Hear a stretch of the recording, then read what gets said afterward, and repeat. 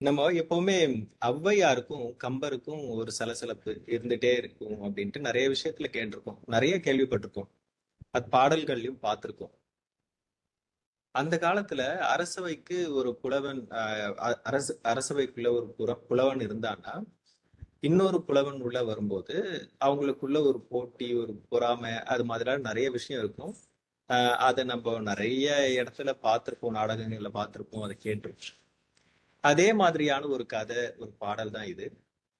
ஆம், ஔவையாரு வெயில்ல நடந்து போயிட்டு இருந்தாங்க, ரொம்ப தூரம் நடந்து போயிட்டு இருந்தாங்க. அவங்களுக்கு ரொம்ப களைப்பா இருந்துச்சு. ஒரு வீட்டு திண்ணையில போய் உட்கார்ந்தாங்க.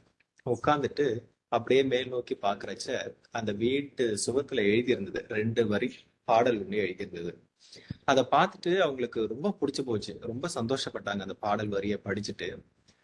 ஆனா 2 வரி சிறப்பா இருக்கு, ஆனா அது முழுமை அடையலையே, ஏன் பாதியில விட்டுருக்குறாங்க அப்படின்ட்டு பார்த்துட்டே உட்கார்ந்துருந்தாங்க. அந்த வீடு சிலம்பி அப்படின்ற ஒரு நாட்டியக்காரியோட வீடு அது. அந்த நாட்டியக்காரி வந்துட்டு வெளியே யாரோ வந்து உட்கார்ந்துருக்காங்க அப்படின்றது தெரிஞ்சதுமே ஓடி போய் ஒரு பழைய கஞ்சியில கொஞ்சம் மோர் ஊத்தி உப்பு போட்டு கலக்கி கொண்டு வந்து கொடுக்குறாங்க. இந்தாங்க குடிங்க அப்படின்ட்டு. பார்த்தா அவ்வை இருக்காங்க. அவங்களுக்கு குடிக்க கொடுத்துட்டாங்க. அவங்களும் சந்தோஷமா அந்த தாகத்தை தணிக்கிறதுக்கு குடிச்சிட்டு அப்படியே கேக்குறாங்க சிலம்பி கிட்ட, ஏமா இந்த 2 வரி பாடல் வரி ரொம்ப அழகா இருக்கே, இதை ஏன் பாதியிலேயே நிக்குது, இதை ஏன் முழுமை அடையல, ஏன் இப்படி இருக்கு அப்படின்னு கேட்டாங்க. அதுக்கு அந்த பொண்ணு வந்து ரொம்ப வருத்தத்தோட சொல்றாங்க, எனக்கு தமிழ் மேல ஆர்வம் அதிகம். ஆஹ் கம்பர் அவரை வந்துட்டு எனக்கு ரொம்ப பிடிக்கும். அதனால நான் இது வரைக்கும் சேமிச்சு வச்ச பைசா ஒரு 5 பொண்ணு இருந்தது, அதை கொண்டு போய் கம்பர் கிட்ட கொடுத்துட்டு என்ன பத்தி பாடல் எழுதி கொடுங்க அப்படின்னு கேட்டேன். அதுக்கு அவரு, நான் 10 பொண்ணுக்கு தான் வந்துட்டு பாடல் எழுதுறேன், நீங்க 5 பொண்ணு கொடுத்ததுனால இந்தாங்க 2 வரின்னு இந்த 2 வரியை கொடுத்துட்டாரு. ஆஹ் இதுல கூட பாருங்க, என்னை பத்தி எதுவுமே இல்லவே இல்லை. அதுதான் ஒரு சின்ன வருத்தமா இருக்கு அப்படின்னு சொன்னாங்க.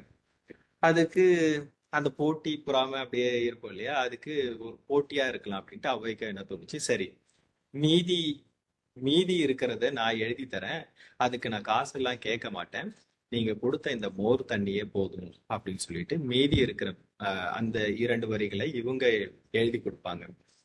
ஆஹ் அந்த பாடல் என்னன்னா, தண்ணீரும் காவிரியே, தார்வேந்தன் சோழனே, மன்னனாவது சோழ மண்டலமே, மண்ணாவது சோழ மண்டலமே, பொன்னாவால் அப்பொற் சிலம்பி, அரவிந்தத்தால் அணியும் செம்பொற் சிலம்பே சிலம்பு அப்படின்ட்டு ஒரு பாடல் வரி. அது என்ன அப்படின்னா, ஆஹ் நம்ம இப்போ கோயம்புத்தூர்காரங்க கிட்ட கேட்டோம் அப்படின்னா சிறுவாணி ஆத்து தண்ணி தான் உலகத்திலே சிறந்த தண்ணி அப்படின்னு சொல்லுவாங்க. இதுவே என்ன மாதிரி திருநெல்வேலி ஆளுங்கிட்ட கேட்டீங்கன்னா தாமிரபரணி ஆறு அப்படின்னு சொல்லிடுவோம். அதே மாதிரி இவர் என்ன சொல்லியிருக்கிறாரு அப்படின்னா, தண்ணினா அது காவிரி தண்ணி தான். அதே போல எத்தனையோ பேர் மன்னர்கள் இருந்தாலும், அவங்க வெற்றி வாக சூடிருந்தாலும், சோழனுடைய வெற்றி, சோழருடைய மன்னராட்சியே மிகச்சிறந்த மன்னராட்சி அப்படின்ட்டு. அது மட்டுமா, இந்த சோழ பூமியில எதை போட்டாலும் விளையும், பொன் விளையிற பூமி அப்படின்ட்டு. சோழர் சார்ந்த அதை பத்தி மட்டும் கம்பர் எழுதி கொடுத்திருக்காரு. அது 2 வரி, முதல் 2 வரி. அதுக்கு நிகரா இவங்க என்ன எழுதி கொடுத்திருக்காங்கன்னா, ஆம், அதே மாதிரி பெண் பெண் என்றால் அது சிலம்பிதான். பெண்ணுக்கான எல்லா லட்சணங்களும் கொண்ட பேர் அழகி இவள். அவள் தாமரை போல இருக்கும் பாதம், அதுல சிலம்பு, அஹ், பொன்னால செஞ்ச சிலம்ப வந்து போட்டு அவ அழகா நடனம் ஆடுறா. இவ இது வந்து சொக்க தங்கத்துல செஞ்ச சிலம்பு, சிலம்புனா இதுதான், பெண்ணுனா இவதான், இது ரெண்டும் சேர்ந்தது மிகவும் அழகு அப்படின்னு முடிச்சிருப்பாங்க. அவரு சொன்னது காவேரி ஆறு, காவேரி